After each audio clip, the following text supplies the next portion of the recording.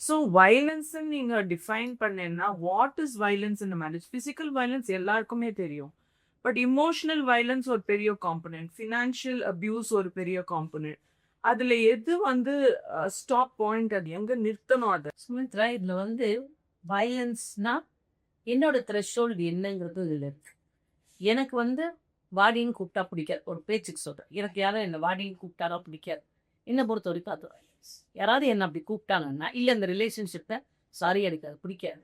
இத செய்யாதே. அதையும் மீறி அவங்க செஞ்சாங்கன்னா, அத நான் முதல் தடவ தடுத்தேன் பாருங்க. அப்பவே நான் சரியா தடுக்கலன்னு தான் அர்த்தம். எப்பவுமே நீ என் பேச்சு கேட்கலன்னு சொல்றத விட, எங்க நம்ம தப்பு பண்ணியிருக்கோம். ப்ராபப்ளி நான் அசர்ட்டிவா சொல்லல. நான் சொல்ல வந்த விஷயத்த நான் அந்த இடத்துல ஆணித்தரமா பதிவு பண்ணாம, இல்ல என்ன வந்து வாடிலாம் கூப்பிட்டா எனக்கு பிடிக்காது அப்படின்னு நான் ஒரு ரொம்ப ஸ்லோ டோன்ல சொல்லியிருந்தேன்னா, it is taken for granted. ஆ சும்மா சொல்றாங்க.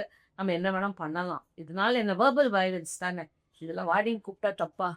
எனக்கு பிடிக்கலன்னா தப்பு. இமோஷனல் வயலன்ஸ் நம்ம யாருமே காதுல வாங்கல. வெர்பல் வயலன்ஸே நம்ம பெருசா பேசலங்கல.